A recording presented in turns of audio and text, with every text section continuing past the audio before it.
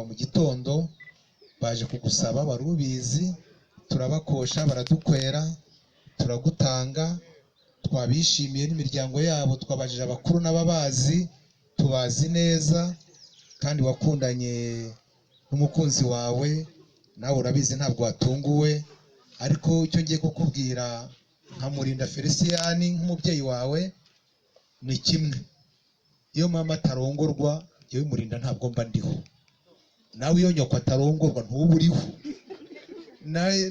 na data iwabo batarongorwa nawe ntaba ariho. Buriya rero kugira ngo abantu tubeho binyura muri iyo nzira Imana yagennye. Ubwo koko wakubwira ko kurongorwa ari terebye, niko ongera nawe ubisubiremo, kurongorwa ni iki? Umwamashi nyakubahwa Nyirinkwaya rero igira hino, ishimwe wamubonye, umuramutse, hanyuma n'uwo musore umwemerera ikimasa. Neza ishimwe.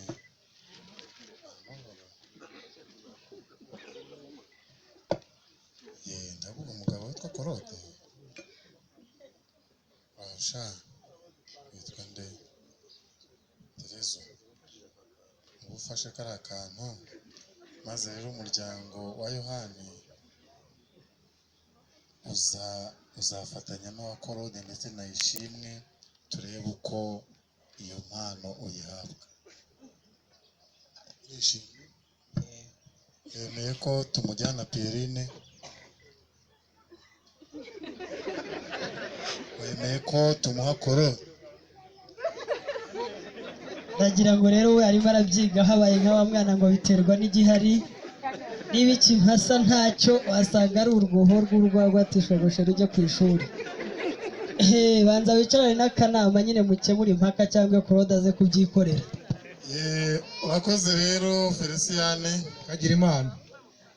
Ibyo aribyo byose Pierine ngewe sinashobora kumenya. Ariko ubwo hagati aho niwe wabwira Jean Korode utese ntiwumva icyo mwuka abwira amatorero. Niho nagira ngo nkate ngana muri iryo korosi, nagira ngo rero musabe idufashije mukarasisi ke kamwe keza aze kubwira uko Korode abigenza ndetse na Pierine, hanyuma bari buduha amakuru.